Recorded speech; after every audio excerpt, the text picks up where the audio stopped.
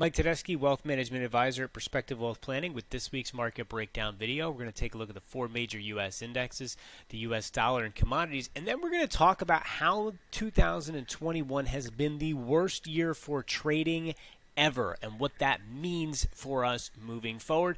We're also going to take a look at where big money is positioned at this moment.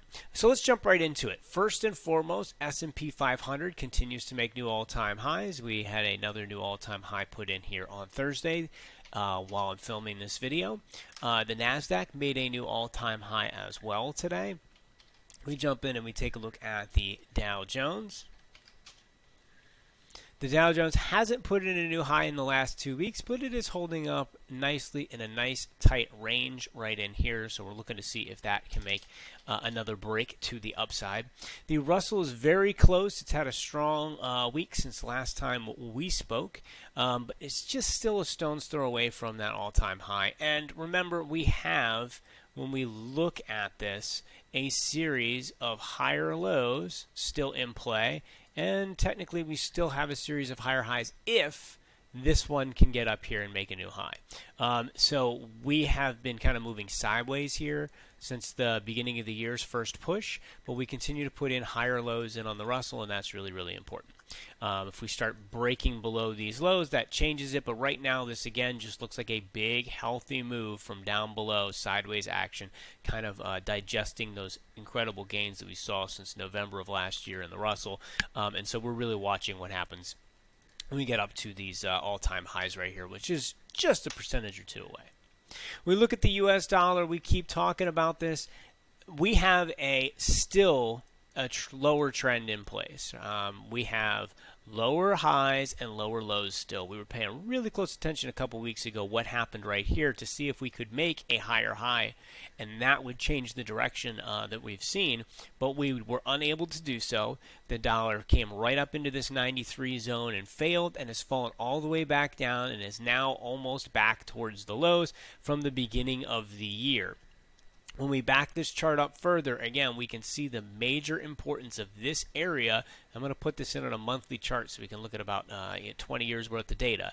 This is a very, very important zone going all the way back to 2004, 2006. Right in here, this big price action zone, and then once again in 2018, and now once again right here. This is a really, really important level for the U.S. dollar.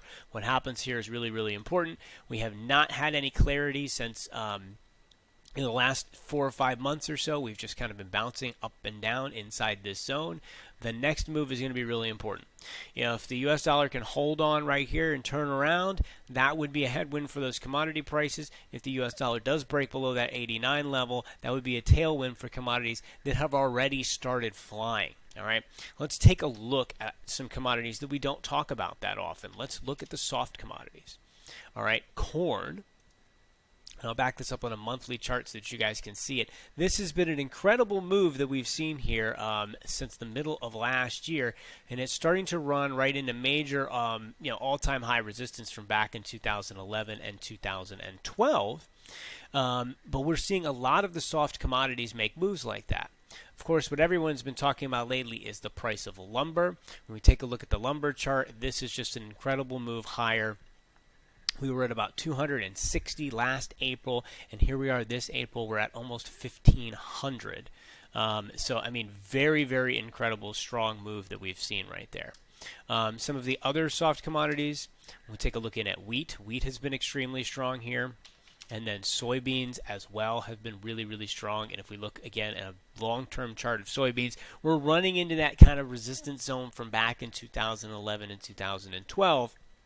What happens here is really important because if we see these soft commodities continue to push higher, we're not that far away from all-time highs, and you could have large breakouts across a lot of the commodity complex, right?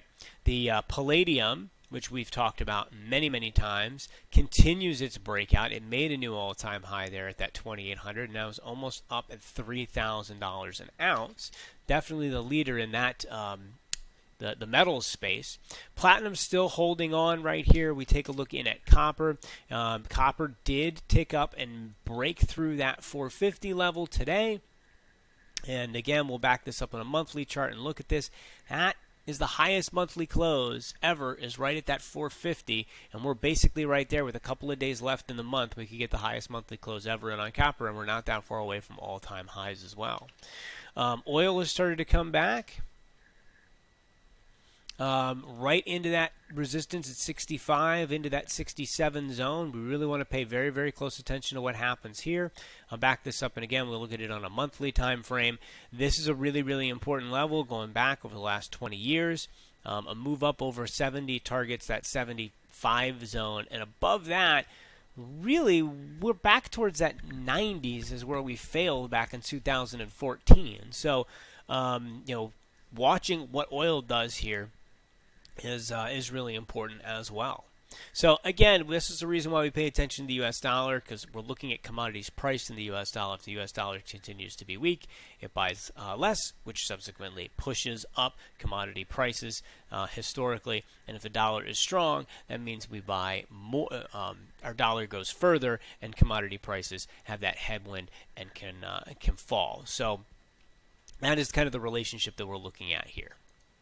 With markets pushing back up towards those all-time highs, we are seeing breadth actually turn up here. And this was a really important level for this to happen at. We talked about this area being that kind of support zone in breadth from last October. We pulled right back down into it here and wasn't looking great 2 weeks ago. We have turned back up. We're now back in positive territory. If we can get back up over 50, we could again see that breadth expansion continue, and that, of course, is really bullish when we're talking about where the market can go from here. Now, in the beginning of the video, I said 2021 is the worst year for trading, and when you look at how much the indexes are up, that could be a little bit of a confusing statement. But what we're talking about is no strategy from a technical analysis perspective has beaten the buy and hold strategy of the market this year. You can see buy and hold have the largest return, and then we start looking at other things like RSI, MACD, those type of things, even sentiment, looking at the fear and greed, using moving averages, weighted moving averages.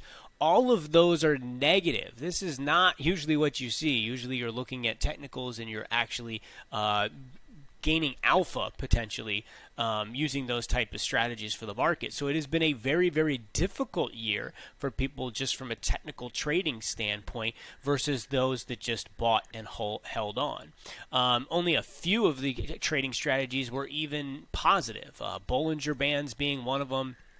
I know a lot of people use, but still less than 50% return versus just the buy and hold strategy for the market. So it has been a difficult trading environment for participants this year, but the market itself has continued to rock and roll higher. Now, what does that do when we see the S&P 500 with 7 or fewer winning trading strategies through April historically over the next year?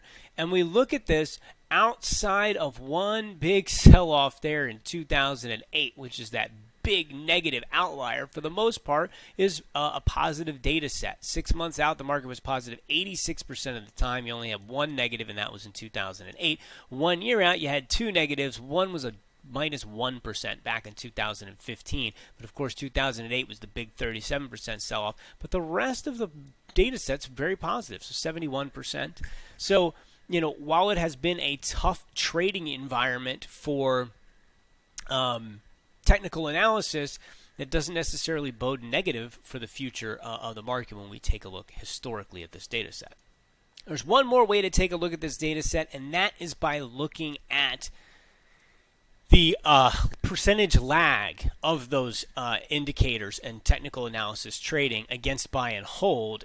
It has lagged 16% this year, which is tied for the worst ever, going back into the 1990s. And this data set looks a little bit differently when we see trading strategies underperform the S&P by 10% through April.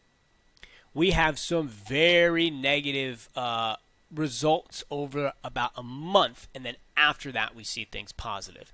Now, the real question you have to ask when you take a look at a data set like this is there's always that old adage from Wall Street, sell in May and go away. May is typically one of the tougher months of the year. So since we're looking at a data set through April and we're looking at 1 month out, is this because of what's going on with the data set, or is it just has to do with seasonality and then the market gets back into its 60 and 80% type positive numbers moving forward through the rest of the year?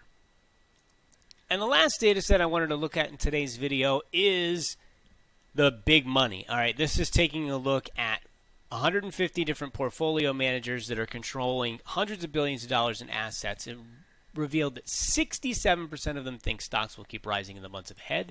Only 7% will think they'll fall. That's the third highest percentage of bulls and the second lowest percentage of bears since 1999. We like to pay attention to sentiment data, especially when we get into periods of time like this where we are at extremes, right? When sentiment is in the middle of the road, there's not a lot to gain from it, but when we see these extreme readings, that's where we start to pay attention. Now, when we look at the S&P 500 results, when the big money polls the least optimistic, and that's looking at the predicted S&P 500 return versus the actual return, you can see a big outperformance in what is expected when we're extremely negative of 2% versus a actual 9.4% is what you got. Now, when we're extremely confident, take a look at what the numbers do. You would think from that same logic it would be a big negative for the market. It's actually not. When the predicted return is in that top tier, this is example 9.6%, the actual return was very close to it at 9.2. Now, we didn't have 100% positive. We saw 78% positive. The actual return, we only had two small drops, and those were in that early 2000s. And since then, the market still has been positive. So, with big money extremely bullish and positioned as such, historically, that's not necessarily a bad thing. When you look at the data set against this group of managers, that's what we see. I hope you found this video useful. As always, I hope you guys have yourself a fantastic rest of the week. As always, if you would like to reach out to me, you can reach me at mtedeschi@perspectiveofplaying.com or give me a call at 814-580-9881. Love to talk anything about the markets with you guys. Take care. See you next week.